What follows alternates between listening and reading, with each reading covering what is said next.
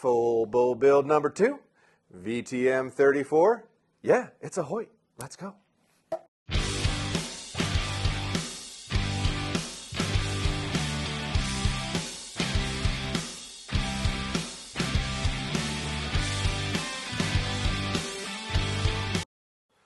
Hello and welcome back to the YouTube channel. MFJJ here with PodiumArcher.com, doing my personal long-form tests. I'm going to be testing SS34, VTM 34, Phase 4 33, and one more to be determined. Probably on the next video I'll let you know which one. But I'm going to try out 4 bows, build them all myself, for myself. Basically what I told you I was going to do last year, but then I decided, wow, I'm going to get divorced, so I don't have time. Sorry about that. But I'm divorced now, so I got lots of time, so we're good. Here we go. This is our first time using this vise, which is pretty freaking cool. It's the Revolution vise from Last Chance. I'm excited to play with it a little bit because our guys haven't even got a chance to play with it down in the shop.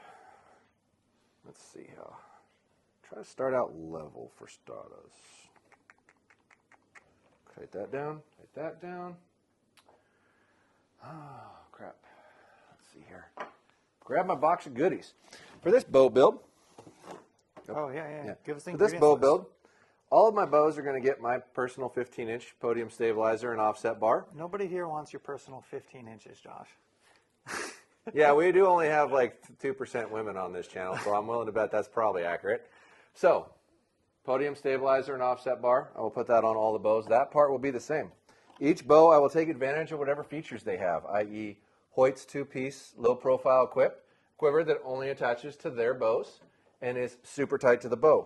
I'm going to use a gold tip. I'm going to use a black gold dual track. Sorry, it's my favorite site. You think I'd be able to say it because they also make a Picatinny specific mount system for Hoyt, which is a quick link. All those are on the website, by the way. And until somebody makes a better arrow rest than a Hamsky Epsilon, I'm going to keep using a Hamsky Epsilon. So that's what's going on here. And all of them are getting similar stuff. I'll test all of them and shoot all of them for over about a month. To be a couple of videos in that series, and then I'll announce which one I'm going to use. And then I haven't decided what I'm going to do with the other ones. I'll talk to the manufacturer and see if I can sell them or what I can do with them or donate them or something or other. We'll figure it out. Give me ideas down below. Currently I have one bow. Yep, I have one bow video that has gotten the appropriate amount of views to give it away. So in the next couple weeks, I should be announcing the winner of that, and we'll see if that person wants me to build that bow for him or just send them the bow. Might be a whole nother video. For now, let's put our rest on.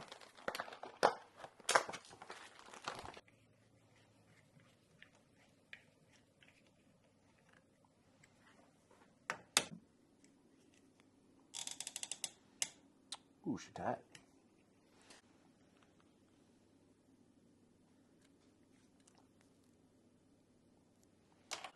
Plowing many moons ago, though. Oh, okay, well that doesn't count. There's an expiration date on that. Yeah. I don't really believe in shitting where you eat. Fancy. She's light and sexy. Have you used this quiver yet?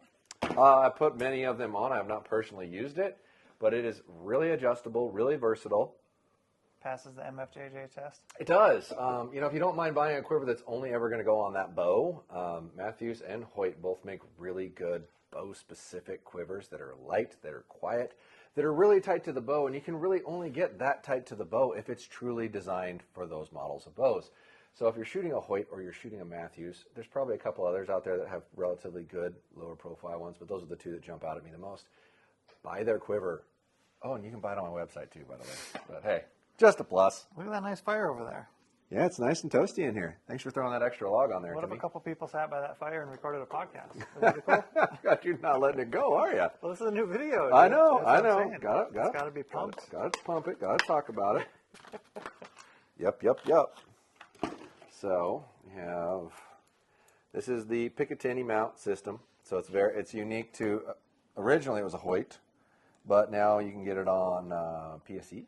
All the PSE bows this year, the new model bows, offer it. And I want to say there's a couple other brands, but that's the significant one that has added it. And then you take your black gold. Mind you, any of the slider sights from Black Gold, not just the dual track, but any of them have the same rail, this system. Okay, so from here, where my fingernail is, forward, is going on here. Everything on the back, just throw it away. Or keep it if you want to put it direct mount someday on something else, but that's the beauty of that. It's low profile, it's clean, and so that is going to be an advantage of function for a Hoyt bow over a Matthews or a Bowtech or whatever the fourth bow not to be named yet is going to be. He who's not named. Not because I'm being like sneaky, I just haven't decided which one I would personally consider. Because mind you, this is my own personal decision process in picking a bow. This isn't what I feel the best bow is for the consumer or whatnot. I'm just trying to take the hunting bow that they make, stock, in a configuration closest to what I would like to compare them and give them a more in-depth, more detailed breakdown. So I decide what I'm hunting with because, once again, I'm not sponsored, and I won't be, and I won't take their money. They've offered, I said no. So we are independent, and as Tim likes to put it, I sponsor me. So just like that, that's just a screw. Just like that. There's 2 screws in it. I'm just putting the one in first. One side. It's just like a wham bam, thank you, ma'am. It's pretty freaking quick. It's pretty easy, and it's pretty damn solid. I mean, it's a very rigid system, and you can still easily get at the screws. Now, mind you, I don't know if you can. Oh, let me rotate this to where it faces you, Tim. I can a little bit. Yeah. Okay. So you see all these holes? All those holes allow you to move this thing left or right a ton. This is why a black gold sight doesn't need its own custom weird bracketry left to right adjustment to try to compensate for the fact that it's being mounted here instead of out here. It's all built into this little plate that comes with it. And that's true for direct mount stuff on the side mount. So if you're running out of left to right adjustment on your black gold Ascent sight or any slider sight like that and you see a little piece like this underneath it, guess what? There's a whole bunch of left to right adjustment on it. If you look at the direct mount base that I took off, right here, it looks just like that. Same thing, 4 screws, and then 4 screws under here, and you can move that like 1, 2, it's like 4 different positions by the time you're done for a maximum amount of left to right windage, just in case you don't think there's enough on here. And then you like the distance the sight ends up being from the... Yeah, that's about ideal. I like it close. I don't want it hanging out a long ways because when I torque, I don't want to miss by as much.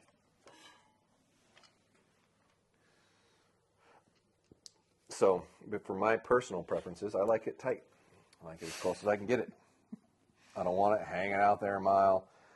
I want it as close to my hand as possible so when I torque, I get the least amount of variance. Because we all torque. And I mean, I've got a steady hand. And I have shot so many different bows, so many different times. I still torque, so I guarantee you do. So it should matter. You torque, but can you torque?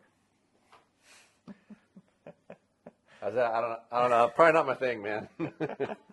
No, give me a chance to practice. I'll bring it out later. Okay, turn that off for a second. Put a loop on, right? Yeah.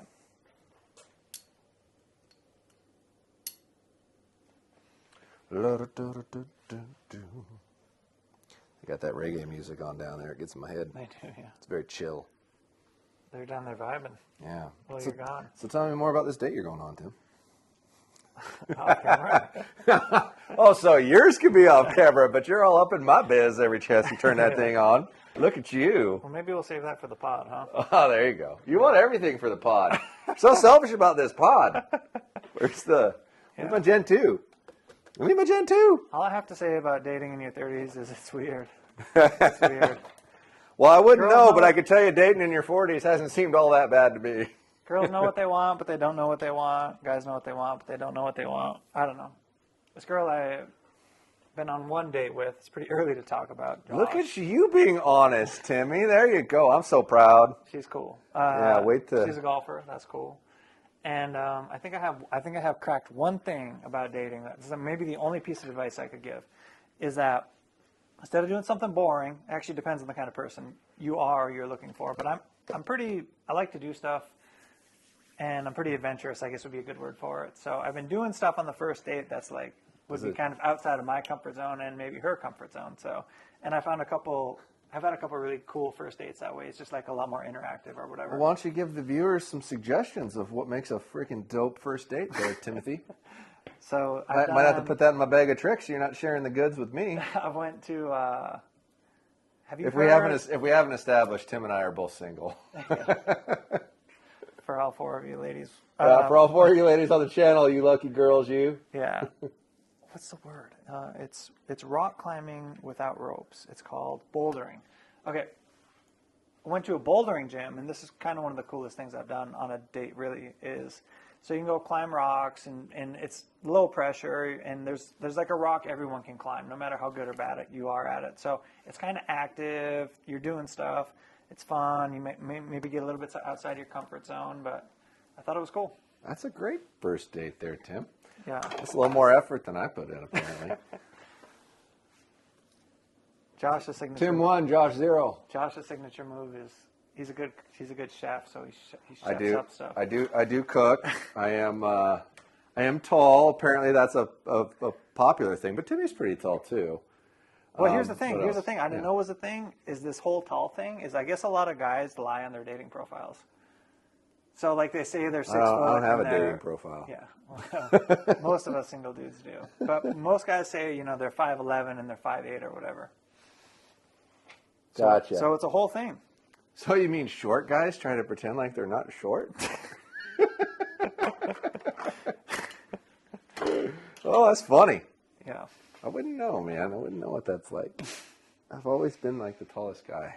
Yeah. So what do we got going here? I'm just setting my levels, getting this sucker true to the world, so we can get her all ready to rock here. Need a little tighten in there. Nice. So level. And then we need to And move where do we adjust this level? this little devil. Yeah.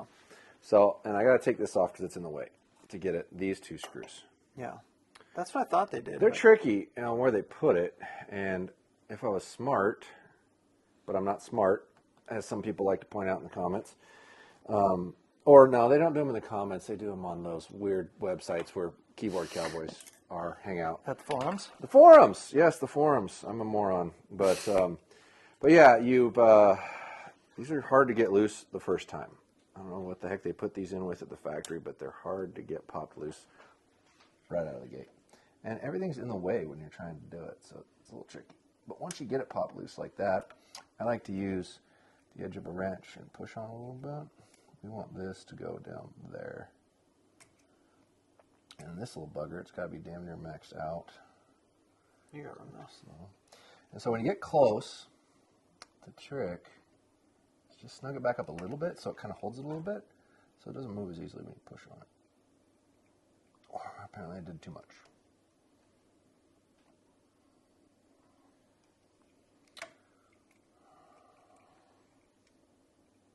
Wrong way. Come on, stay there. Too much. Oh, God, that's a lot. Here we go. Oh. Okay.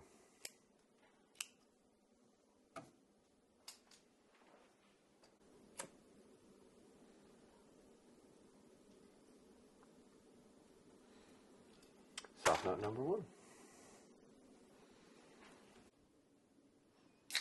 Oh, yeah, they are in a bigger can. I like the smaller cans because it's like the right amount of caffeine. Yeah, I got you. Yeah. Boy, cold and wet. Oh, that's good. What are you talking about? Are you fluffing? Cold liquid, yeah. I already, here. Fluffing the fluffer puffer? Circles. Yeah. Little circles. Opens right up. It's technique to See, that. look at now. that. There is a definite technique. A lot of practice. A lot of practice is beneficial for you. One would say I'm a master at Flicker? rolling open loop material. Your master flicker? Master flicker. As long as you're not a mother flicker. Well, Tim, I hate to break to you, most women my age and your age are mothers. Yeah. A lot of mothers out there. I want to rule them out. MILFs are real people too. Yeah. I just thought of Gilf and went, I'm getting old. Oh, Jesus. Trouble. You're trouble, Timmy. All right. This vise is awesome. 5 stars? Man, there's a couple of things so far I'd be like, well, I wish this was a little different. But in general, man, this is so much easier to work on your bow. Like so much easier to work on your bow. This is going to make us reposition everything in the shop. I think we're going to have a little more space. The fact that you can just take the head off and just leave the bracket on the counter, if that's in your way, we may actually store them under the counter, but I'm willing to bet that that thing's going to get used like mad all the time. And the way it's set, you can almost put it like right, I want to say they actually say to put it like right here, like right in front of your bow press, so it's taking up the same space. Because it sticks out a little bit, the way it's positioned. You could operate right here, just like that, right? Because it does sit out a ways, but I think if you tried to turn like this, you'd run into the press. So, and I'm sticking out from a little, so I'll have to play with it a little bit in the shop, but I really like this sucker. So, got our loop on, tighten my cord back down. Has tuning been a part of this series? I want to say I thought I did tune my my 33, and I've got the paper. We can chuck an arrow through paper real quick. Actually, no, I didn't on the other one. I didn't. So Well, you probably should, because yeah, you can always, people learn from that, right? yeah, Adjust your wheeling or whatever. yeah. But I'm doing series on each bow of that by itself, Right. so they always have it to refer to. So you know, when I hire somebody like more of a full-time role to start editing this stuff, and And what if someone wanted to reach out to you? well, you know, you can message me on Instagram at Podium Archer. I do actually answer that. So if you're interested in a job, I am looking for somebody part-time to full-time to edit and help filming so I can do more of this content, because I have so much information that I'd like to get out that I think I could almost do one a day at this point. But I can't edit one a day. That's an immense amount of time. So I don't think I have a choice other than to hire somebody at this point to do that. We'll keep chugging along how we are, but I would be interested if anybody's interested in being involved and editing and maybe learning how to run a camera a little bit. Qualifications, basic camera skills, basic understanding of story in YouTube, basic understanding of who MFJJ is, but if you're here, you probably have seen that. He's a motherfucker! And cool. Got to be cool.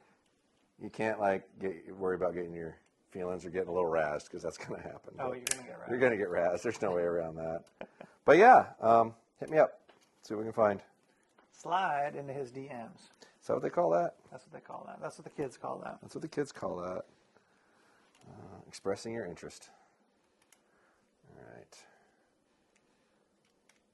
Bolt the quiver And then on. sliding into the DMs eventually leads to the Netflix and chill thing. Is that how that works? I don't know. You'd have to ask the kids. You'd have to have those crazy kids. All right, this quiver is piece of cake to put on. Super simple. Piece of cake. Piece of cake.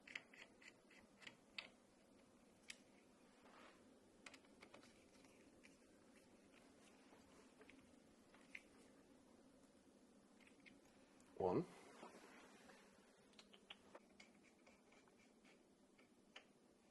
Down your indent. Right there.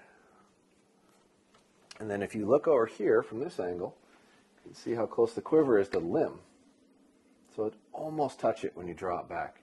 That means it's tied in there. Those arrows are going to sit in here like that. Like they're barely going to clear. So it's as tight as you can get it. Super low profile. The bow's going to feel really balanced. And it might actually give it a chance for me, because balance is really important. Grip's really important. Shootability is really important. How it points for me is really important. But getting this really tight, which is why I'm including quivers with arrows in them on all of them, because I'm going to hunt with them. And that's how they're going to be. And if the quiver system that particular brand offers is crap in comparison to one that's really good, that might make the difference in my decision. You're so disciplined, Tim. Committed. Oh. Okay, don't want it to touch, so come off a little bit. There you go. Perfect. Oh, nice and tight. Nice and toy. She toyed like Toyga. So Remember I'm gonna- Austin Powers Gold member? Oh, absolutely. I love gold. Yeah. Wasn't Beyonce in that? Yeah. Yeah, what was her name? Foxy Cleopatra. And I'm a whole lot of woman. Looking so fine. So fine. So since I'm not going to move this quiver out this far, I'm going to take this extra little thing off here, because that's weight that I don't need. Same thing here. Just an extension for moving your quiver out that I'm not going to use. help it give it a little bit more advantage. So we'll get stabilizer and V-bar bracket on here, and this thing is done, set up, and I can start comparing them. Get a little V-bar bracket on here. And since these bows are going to be for me, I'm going to go ahead and take that crap off and just shoot off that, because that's accurate. Tops, huh? That, as much as this is a lot better than what they had, this is not nearly as accurate as just a straight metal edge. Go look at every target archery, professional, people who make their money off shooting. Nobody's shooting something that looks like that. They're all shooting something that looks like that. Might be a tip for you. Just the tip with Josh Jones. Yeah, just tip's enough. Oh my God. Going to hell. Where's my wrench? There it is. Okay. Woohoo. This off here. So how do girls respond when you tell them you're a YouTuber? I don't really say I'm a YouTuber. I say I'm a business owner. Okay. And then that's usually a pretty positive response. That's good. And then when do you tell them about YouTube? I'll slide it in there after a day or two, you know. Like, wow. Oh my goodness. Yeah. I thought that was a young person thing. Yeah. I'm trendy. I'm trendy. Yeah. See, that's the other thing that's going to go south real fast, Tim, in your theory of doing this fireside chats. I'm going to ask you all kinds of dating questions, and we're going to watch how uncomfortable Tim gets on camera. I've always been able to stand behind the other side, pointing at me and make me deal with it. Payback some motherfucker. Oh, yeah. So we call this a little offset bracket? This is an offset stabilizer mount with a wrist sling. So it's, instead of just being a wrist strap, it's an offset bar and a wrist strap. And what this does is move your stabilizer over, so you don't have to put a second bar on here, because I don't want to carry the extra weight around. This moves your one stabilizer over into a balanced position where the bow actually sits relatively level. You want your bow, when you let go of it, to fall relatively straight forward. You don't want it to fall like this. Okay? So when you're trying to hold stuff level on a hill, you're going to fight it so much worse because the bow's not naturally level. If you were to hang this bow, it would sit relatively level just like it is. And those are like $50. It's cheap. You can use it with any stabilizer you want, just threads right in. Just a thought. So this thing is ready to break up to the comparisons, get the other two built, and then we'll start doing a shoot down. Hope you liked this video. Comment down below on things that you wanted to see that you didn't see, or things that I didn't cover that you want to see in bow builds. But there'll be a whole bunch more of them, along with hopefully some of the winners of the free bows that I'm giving away for a number of views on YouTube will want me to build as well, and I'll put them on this channel too. But hey, comment down below about fireside chats, or I'm not going to do it. Thanks for watching.